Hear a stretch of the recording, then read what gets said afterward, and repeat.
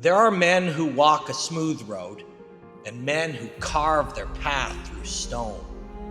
Nick Diaz carved his with bloodied hands and a fire that refuses to die. From the cracked streets of Stockton he rose, not polished, not pristine, but raw, imperfect, and utterly, utterly real. Life gave him chaos, and he turned it into a rhythm, a relentless beat of fists, of will, of defiance. He's more than a fighter. He's an anthem for the broken and the unbreakable. To love Nick Diaz is to love the struggle itself. The beauty of falling and rising. The poetry of imperfection turned to glory. But heroes like him don't live easy lives. His victories are scars. His triumphs weighted with sorrow. Yet through it all, he remains Nick fucking Diaz. A singular force, untouchable in spirit. There is no one like him. There never will be. This is the story of a man who became a legend. Welcome to Deeper Into the Cage, Nick fucking Diaz. What is up, my friends? My name is Robin Black. Welcome to my home. I'm super stoked today to dig in to Dark Side of the Cage episode 5. This is about Nick Diaz, the most authentic, baddest dude ever. Wild life story. It is episode 5 of Dark Side of the Cage. That's not what this is. This is a podcast that looks under the hood of the making of Dark Side of the Cage and brings you some extra details. We dig a little bit deeper. And today we're going to talk to George Ste-Pierre, and we're going to talk to Mayhem Miller. Mayhem Miller was involved in the Strikeforce brawl with Nick Diaz, all part of the episode of Dark Side of the Cage. And today I want to break down with you some of Nick's chaotic best knockouts ever. I want to tell you how we got Nick Diaz. Wasn't easy. If it was easy, you'd have seen sit-down interviews with Nick Diaz over the last 10 years, and you haven't. Nobody's been able to get him. We got him. It was amazing. And I'm going to tell you some stories about how we reenacted the fight scene between Nick Diaz and Joe Riggs that took place in a hospital. Okay? So this is crazy. This is the most exciting. This is the entire team's favorite episode. And it's a wild one. Nick Diaz. Take a look at a trailer for Nick Diaz, Dark Side of the Cage, right now. Welcome to the Nick Diaz Show and your host, Nick Diaz. Nobody can fight like Nick, daring you to come at him. The most durable, mentally tough. I'm sitting on a gurney in the hospital, turn around and Pow! He did it his way, whether people liked it or not. Nick smoked marijuana the week of the fight. They cut me. 5 years suspension. They took his livelihood away. It was rough, but I'll tell you right now, I'm only going out one way. Dark Side of the Cage. New episode Wednesday at 10 on Vice. All right, trailer's crazy. Trust me, I'm going to say it a ton of times, but this episode is nuts. It is so cool. It's a beautiful story, and Nick is an authentic dude. There's nobody else like him on earth. Before we talk to George Ste-Pierre, and before we get into some of the other details, I want to share with you a couple of Nick Diaz's greatest knockouts. We're going to talk about how authentic this guy is. We're going to talk about a ton of things about his life, but the dude can fight. He can really, really fight. When you talk about fighters, the typical global narration about MMA, he's a great striker, he's a killer grappler. Fighting is actually a lot more multi-dimensional than that. And fighting doesn't take place at a desk wearing a suit, doing commentary. Fighting is a living, breathing organism. In Nick Diaz's case, Nick has lived his life in chaos, and he has the ability to sort of stay calm in chaos. And these two knockouts I'm going to show you are Nick seeing things within a chaotic environment. One of Diaz's most iconic knockouts ever is the first time he fought Robbie Lawler. Let's take a look at it. You're going to love this footage.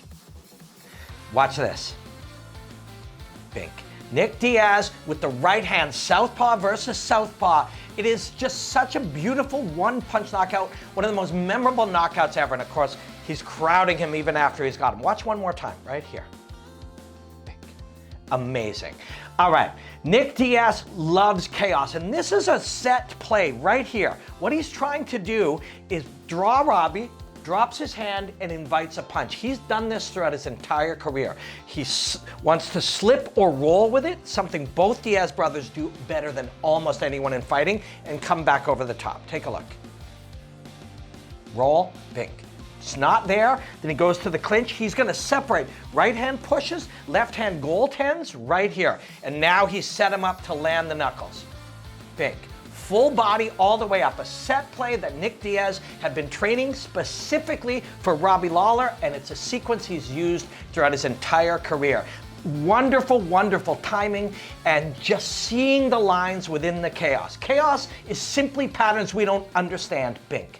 But Nick Diaz understands chaos. All right, Nick knocking out Robbie Lawler the first time they fought.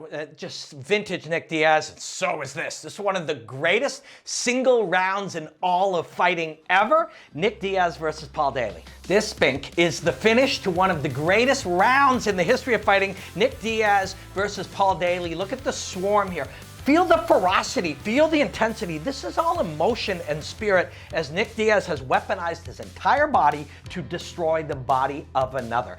In Paul Daley, he found someone just like himself. Somebody who was more than happy to have a frenzied, chaotic fight and push to see who could break the other mentally. Neither one would break, so Nick had to break Paul physically. Right here, this is classic Nick Diaz. Invite, roll, and then counter with the right, and then he follows it with the left. Pink, touch. Right there. Now he'll draw the hands up high, exposing the belly for this one. Pink. Ouch. And then this is all raw emotion, all ferocity, all intensity, all Nick Diaz. Just overwhelming and emotionally letting it all out, expressing himself violently to finish this fight. One of the great rounds of all time, Nick Diaz, Paul Daley. Let's keep this rolling and dig right into it. I want to talk to a man who fought Nick Diaz, my friend George Ste-Pierre. Dana White told me at the time, the fact that you didn't even show up for the press conference is gonna be great. Everybody's talking about it. I haven't spent a lot of time with him. I mean, I've said hi very briefly to him. I would like to pick his brain and talk to him if one day I have a chance. You know, we share a moment in our life together that it creates a bond. And from what I've heard, because we have a lot of friends in common, he's a very good guy, and it's just the nature of our sport made it in a way that we were adversary. But now that it's done, you know, we can talk as human beings, and I would be very interested to do so. He's all over the place and he does his own thing. So, but if, with your permission, I'll give your phone number to him if you like. I would love to, yeah, of course. Okay, I will do that. I don't know where he is. I mean, he's all over the place. If I can somehow help him to make money in a way that we could do something together to promote something for the fans, and everybody would be a winner, you know, like him, me, the fans I'm sure would love to see us doing something together. I would be thrilled. It'll mean a lot to him to hear that if you could help, you know, with business or things like that, it'll mean a lot to him to hear that, I think. Yeah, maybe an instructional videos that we put on together, like whatever. Could be like I'm just throwing something out there. It would be cool, yeah. You two and a gi, actually, you two and a gi playing, that would be really cool, really, really cool. So when you were getting ready to fight him, you didn't know him, you got ready to fight him twice, correct? One of them got canceled, is that true? Yeah. Yeah. Yeah, I tear my ACL, if I remember correctly, and you know, with no ACL you cannot fight, you know, so it's actually, yeah, exactly. So I was doing my rehab, and you know, like he was taunting me, you know, saying that I was afraid, and it's normal, you know, like to get people excited for the fight, to promoting it, and I get it. That's what it makes the fan excited, and it creates more hype, and you know, it was cool. Yeah. you have a real, and you're learning all the time, no matter how much, where you are in the realm of mastery, you're always learning. So your understanding of how people use talk and provocation has grown and will still continue to grow as a strategist. But there have probably only been a few times in your life where people actually did get an emotional reaction from you. And I'm sure Nick Diaz is one of those people, right? Yes and no in the same time. I think it's very important in combat sport to always keep a calm and strategic mind at all time, always focusing on the objective, not on the subjective. Because ultimately, if you focus on the wrong thing, on things that you do not have any sort of control, you're wasting a lot of your energy doing so and a lot of your time. For example, what people gonna think about me? What is he gonna do? Am I gonna win or lose? These are stuff that ultimately you do not have control. The things that you do have control in is the thing that you do, only yourself. How you feel, you as an entity does not exist.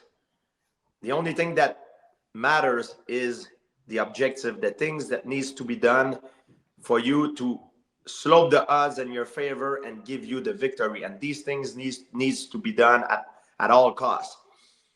And these are the principles on which I'm going to battle with, and I always, try to keep a clear mind about it. And sometimes it's very hard because there's so many distractions and it's a very egotistic sport. You have a lot of pride into it, and it's hard to stay in a straight line while you have so many distractions that can make you deflect on one side or the other. And that, I think, was one of my biggest strengths, to be able to stay focused on the objective. George, everything you just said about what is in our control and concentrating on that and working on that and trying to not worry about what is not in our control and staying focused and staying calm, all of that applies to most things in life, yes? Absolutely. It's the same thing if you're going to negotiate a business deal, like business deal, or you're going to ask your boss for a raise. You have to focus on the things where you're strong, brings the strong point, in the conversation, not the things that he has an advantage over you. Same thing when you're going to ask a girl on a date. You need confidence and to bring your strong point. Showcase what you're good at, or that what makes you look good. And a big key also into all of this for success and performance, whether it is in sport or social or business, it's confidence. And confidence is the key. And the way you build it up is with practice, work. And not only work hard, work smart and practice. Put a lot of time in your preparation, and then you build up your confidence, because you can have all the skills in the world, and if you don't have confidence, and this an analogy that I use all the time, it's like someone who has a lot of money in his bank account but no way of accessing it. You need the skills, but you need also the confidence that comes with it, and this is very important. You guys actually, as completely different as you obviously are, there's a lot of similarities between you. There really are. You were both bullied when you were young, which was an aspect of starting to pursue martial arts. You're both extremely driven workers when it comes to fighting and conditioning and those things. But I think maybe most similar of all is you both actually don't really like to fight. You like to train, you like to be martial artists, but you actually don't like fighting. Do you see these similarities? As different as you are, do you see these similarities? Yeah, of course. I think we don't like to fight. I can't speak for him, but for me, maybe because it reminds me of certain things that I had to go through when I was young. It reminds me of the time that I was bullied, or also it's just because I like to train. I like my sport. I like the camaraderie I have with my training partners. The fact that it allows me to be fit and strong. It gave me the confidence that when I walk in a room, I'm, you know, if something goes on, I can take care of business, you know, even though nobody's faster than a bullet, you know, but what I mean is that's what I like about mixed martial art and my sport. I really love the science of the art of war, everything that has to do with combat. But I don't like to fight because for me, the not knowing if I will be badly hurt, humiliated, it's unbearable, and I'm scared, and there's no courage without fear. You know, I shouldn't be afraid to admit that I'm afraid. And when you make peace with it, you know, you can grow and get better. And I think maybe for Nick is it could be a similar experience and a similar way to describe it. I can't talk for him, but perhaps that's why we share something in common. And this thing is that we don't like to fight. We like to win. I'm sure he loves to win, but I'm sure that, you know, I hear him say it before. He doesn't like to fight, and I don't like to fight either. But to win, we need to fight. You need to go through that suffering in order to get what you want, you know. And I did it because I was very gifted and I worked really hard. I was extremely lucky to have met incredible mentors that lead me to the right path and taught me great things. And you know, I'm just you know, I use it to buy my freedom. In a way, we're never 100% free. We always have responsibility, but I have more freedom now that I used to have when I was young, broke, and you know, I had to basically work like crazy to earn a living.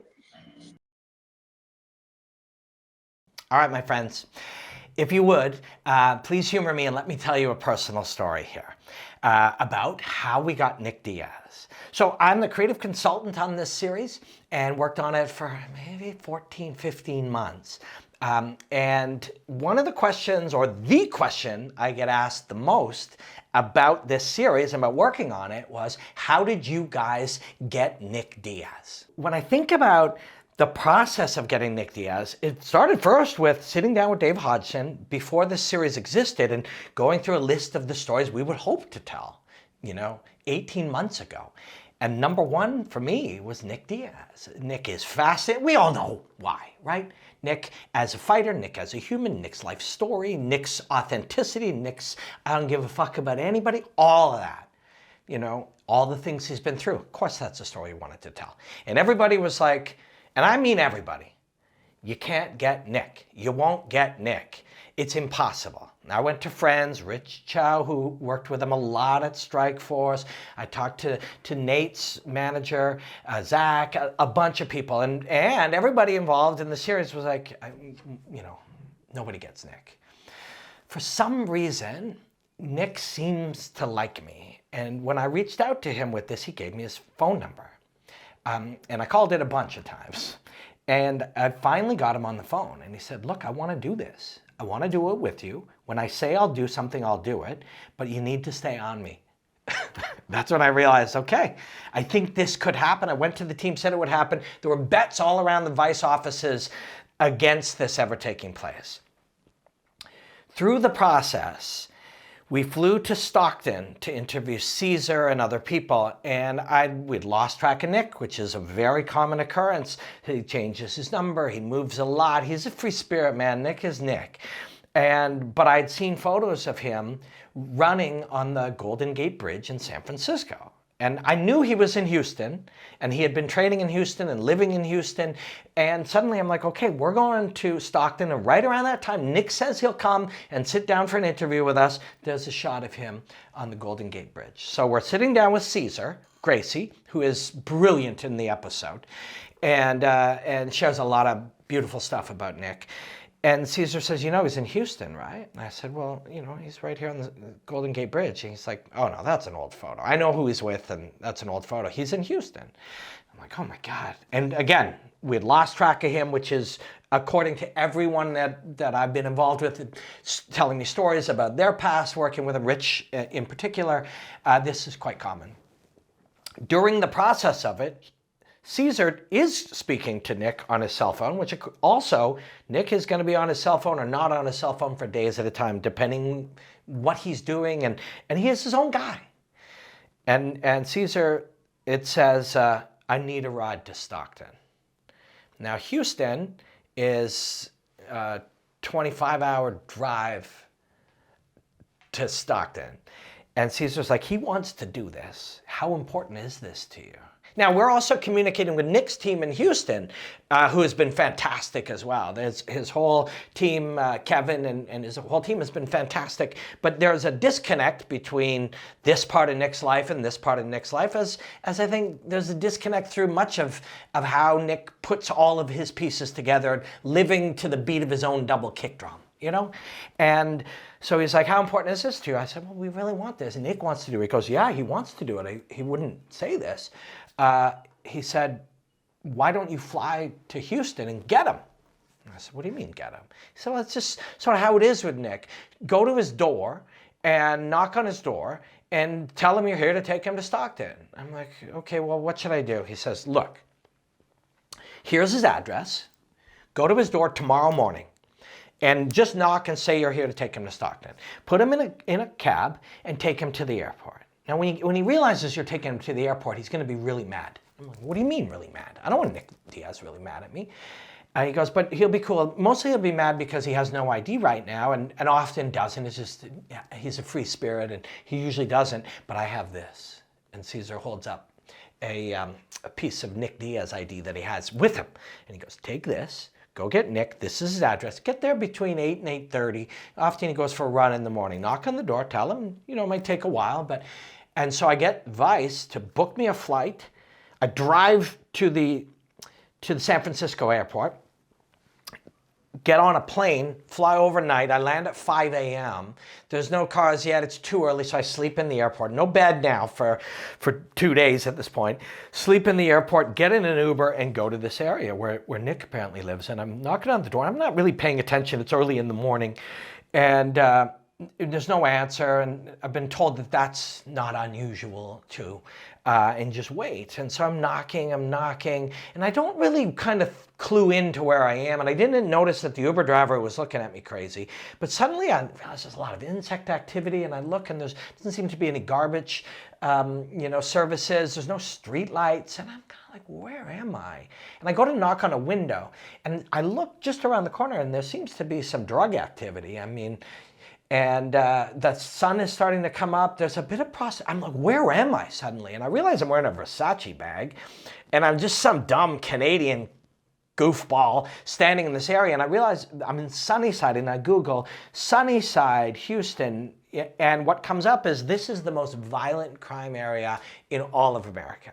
I'm standing there with a Versace bag, knocking at the door. And I look and there's no furniture in this place. Nick is not there.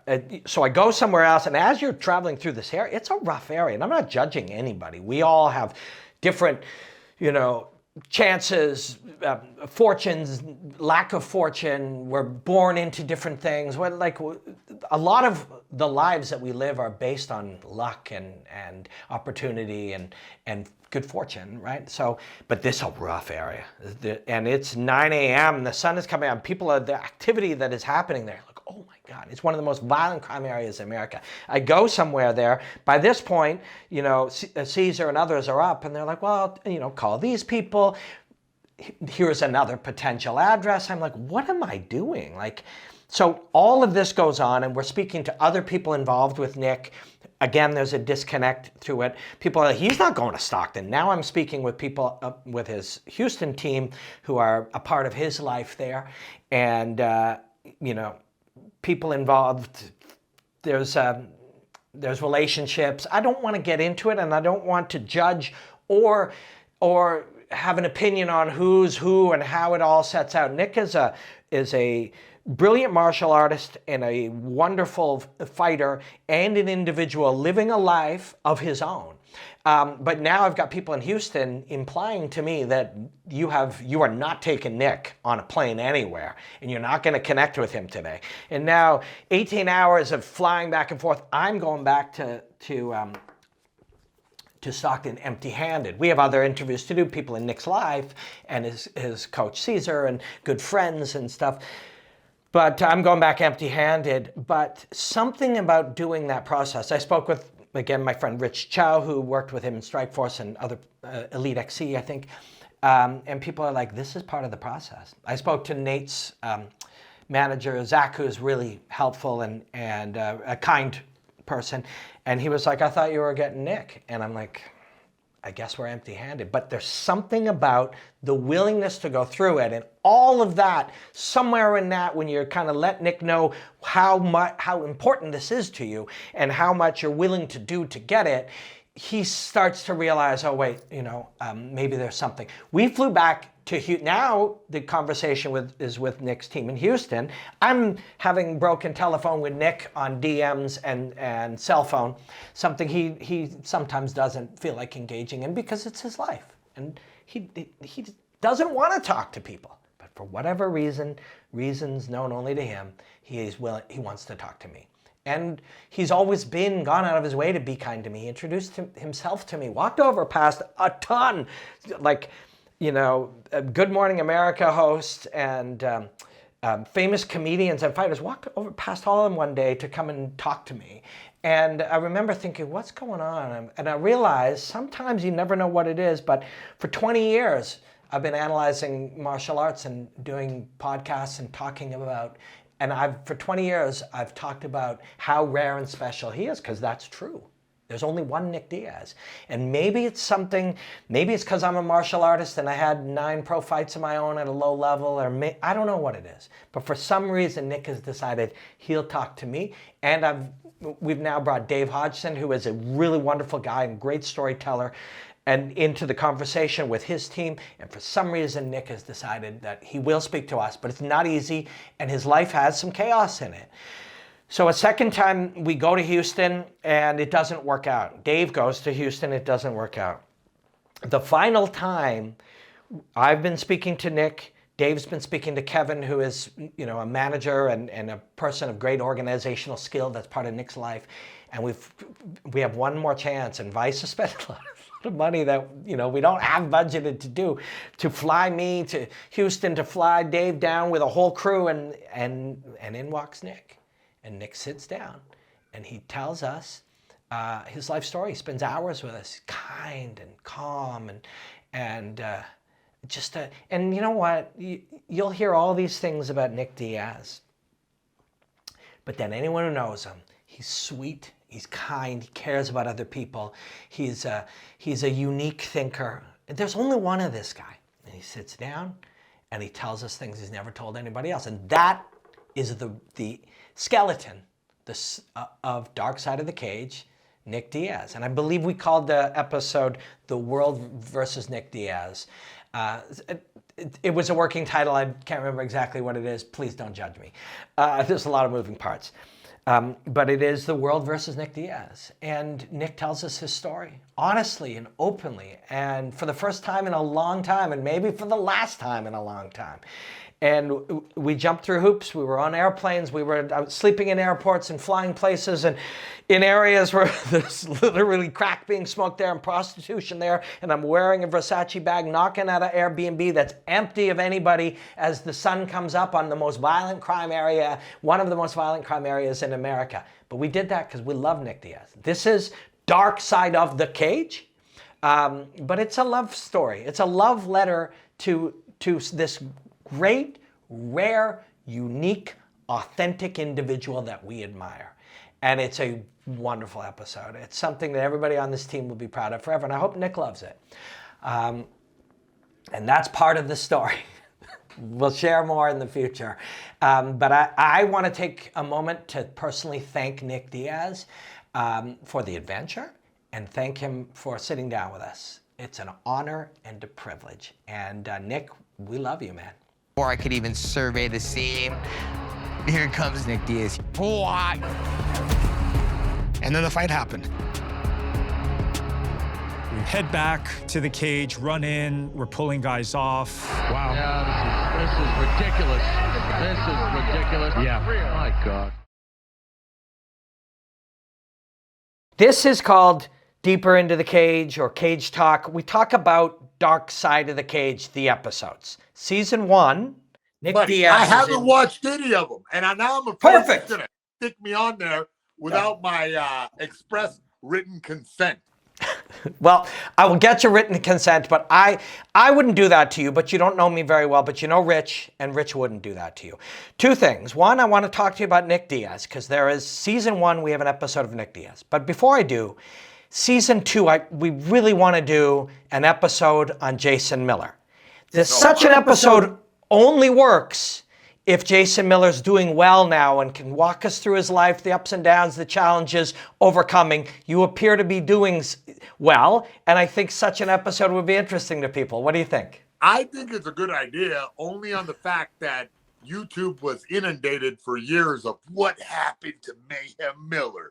Mayhem Miller. And it was just nightmare after nightmare. Even when I I didn't see those until I started doing real good, where everything was going right for me. And then I'm like, oh shit, damn, this is why people were looking at me crazy in the grocery store. Oh, this is why everyone moved out of the way at Starbucks, because the propaganda out there made me think that I was an absolute psychopath, which, might not be that far from the truth.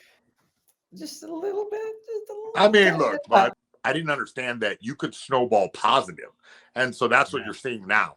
You're seeing the fact that I've been doing, that hippy dippy thing. You manifest what you put your energy to. But it's true. It's true. I mean, you could use different words, and probably I might spec into that for some type of YouTube creation where I go, okay, how do you snowball positive?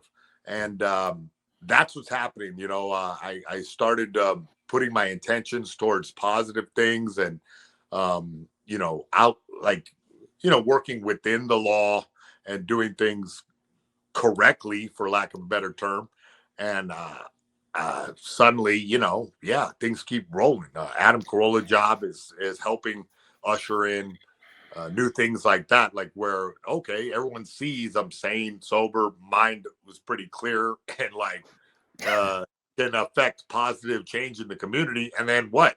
Here I am. Keep doing it. Some people call it the upward spiral, where you start to make one small change, which leads to a healthier body. And then you make another small change, which leads to some gratitude. Make another, and a few of these things, like a little upward spiral. And that's what you're living right now. I'm happy to hear that, man. You actually are in the Nick Diaz episode. A guy who, in the reenactment, plays you. He's got a little red stripe, throws a punch that starts a brawl. Tell me about that moment at the Strikeforce brawl. And now you're taking liberties with reality, okay? I don't know if I even threw a punch and started the brawl. I knew that I was in a brawl, that's for sure. But yeah, look, I don't know. I can't speak on this Nick Diaz episode. And as I understand it, that story is ongoing. I don't know if you guys released that thing a little bit early, because it sounds like Nick's getting good and getting all together somehow. I don't know. This is the rumor I heard. And let me tell you, I hate to interrupt, but we sat down with Nick. We sat down with him for hours. Nobody sat down with Nick Diaz for hours in the last decade. And Nick was kind and sweet and thoughtful. And he told us his story from youth through. And yes, he has faced all kinds of challenges and setbacks in his life. But the Nick that we sat down with was doing very, very well. Great. He looked good. He was happy to tell the stories. Mayhem, the reason you haven't seen the episode is when we're chatting, it's not out yet. But it's a beautiful episode. It's a beautiful story of a guy's life that isn't a straight line, is not easy. But Nick is as you probably know, is a very inspiring guy in his own right. Yeah. It sounds like it. Yeah. I mean, and I'm really glad that, he got a lot of press coverage because he was doing a lot of things out of character. And I have a lot of compassion for that. I can see how it's pretty easy to slip into that. You get the wrong people around you, and, and I'm not just blaming them, but you get the thing about being a professional fighter is that, yeah, you have to tap into some fearlessness. Like, you just don't get scared of anything.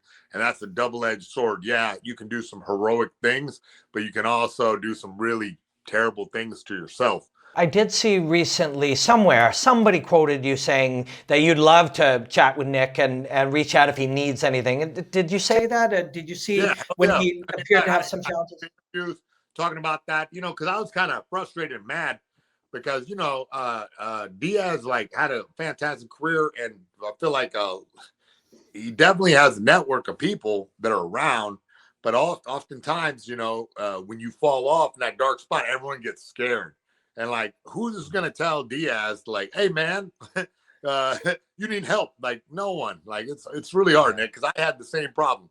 Like, I had a lot of friends, but anybody trying to get through to me couldn't be heard, you know? And, yeah, I don't know. Yeah, I definitely reached out during that time where I heard all that because, like I said, I feel very confident that I'm on the other side of all that darkness. That's good. And, you know, a big part of keeping that mentality is to reach out and to help others. You know, give it away.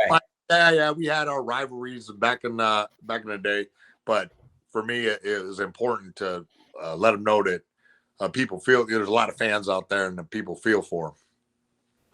I don't want to take too much of your time because I'm going to take a lot of it in season 2 when we come visit you and tell your story. But I misspoke earlier. You're right. You were the guy reenacting you with the thing is standing there. There's Jake Shields, and Nick Diaz takes a punch at you. Can you walk us through your memory of all that? There's a picture out there of them, all of them punching at me, and me with the defensive, like, whoa, like I knew it was. I didn't realize it was coming. You know, hey, my manager told me, get up in the cage, ask for your rematch. And man, I guess the security wasn't on the same page. But Mayhem, like, let's just be real.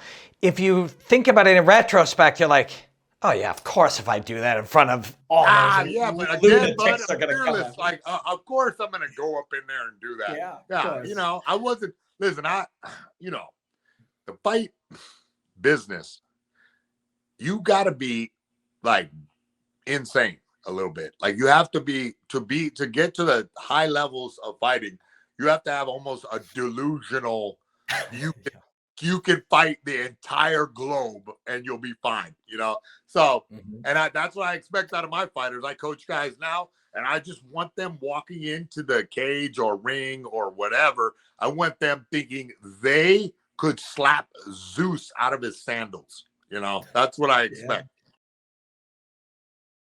There's a lot of iconic Nick Diaz moments, things, stories, elements. He's definitely one of the most fascinating humans ever in fighting. One of the true Nick Diaz crazy stories is, and it's true, Nick Diaz fought Joe Riggs in a hospital. In a hospital after they had fought in a cage. I had the gift of being the fight coordinator, you know, the stunt coordinator, the fight choreographer, whatever you want to call it, on Dark Side of the Cage. And we got to reenact the story of Nick Diaz fighting Joe Riggs in a hospital bed. Now, we had some great fortune. The guy playing Nick was a really good martial artist, and he had that swagger. He was just, the casting is so good on this series. It's unbelievable. It's so good. But he had the swagger. And then the guy who's playing Joe Riggs is a pro wrestler. So he can take bumps and fly all over the place. And when you're creating a stunt scene, the guy who's taking the lumps, if he's a stuntman, and pro wrestlers are brilliant stuntmen, you really got something, right? It was such a gift to reenact it. Let me tell you something. So I had multiple roles in this season, and on this Nick Diaz episode, personally, I took it upon myself to make sure that I was really like honoring some of the truths about Nick Diaz. And I feel like from a personal standpoint, as well as our whole team, that we really did that. So one area I think I might have let him down, and that is in the reenactment of the hospital fight scene. Nate is pushing Nick in a wheelchair. Now, I don't know that that happened. I don't know that it didn't happen. I just know Nick probably wouldn't like it. But that wasn't a battle for me to fight with the director. The director thought it would look cool. There's a certain amount, we don't know how Nick walked in the hospital, but there was something about Nick being in a wheelchair, being taken in there, that I thought Nick won't like this. But then, again, not my place to tell them that or to stand for that. However, I think there's 100 things in here that Nick is going to be so proud of. I hope he would let that go. So anyways, back to the hospital scene. So we've got Nick and Nate coming in, and we got Joe Riggs laying in a hospital bag. And now Joe is a friend of mine. I cut weight with Joe in a sauna once. We were both fighting on a show, and I got to know Joe. Joe Riggs is a wonderful guy, and the way and he's brilliant in this episode. The way he tells the story, you know, I don't want to give it away if you haven't seen the episode of Dark Side of the Cage yet, but he soils himself during the fight scene. And so we're reenacting Nick Diaz, Nate Diaz, Joe Riggs. They design a hospital environment, a brilliant crew of people design a hospital environment, and then we choreograph a fight. You'll see it. It's just so cool. Honestly, and thank you for humoring me to tell you the story of that, but you will absolutely love it, and it was so fun to do. I can't wait till you see it. Tell me what you think. To speak to legends and hear what they have to say about Nick Diaz, to be able to share some of these stories, look at some of Nick's action, truly a gift to get to share these things with you. Next week on our podcast, we're going to look at the rise of Pride. We're only halfway through the season.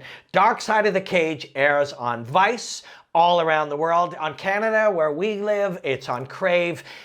Follow Vice or @Vice TV on social media to get all the information. But this series, Dark Side of the Cage, Season 1, honestly, one of the coolest things I've ever got to work on, and the feedback we're getting is unbelievable. Until next time, enjoy the hostilities, my friends. Welcome to the Nick Diaz Show and your host, Nick Diaz. Welcome to the Nick Diaz Show and your host, Nick Diaz. Nobody can fight like Nick. Daring you to come at him. The most durable, mentally tough. I'm sitting on a gurney in the hospital, turn around and He did it his way, whether people liked it or not. Nick smoked marijuana the week of the fight. They cut me. 5 years suspension. they took his livelihood away. It was rough. But you know, I'll tell you right now, I'm only going out one way. Dark Side of the Cage. New episode Wednesday at 10 on Vice.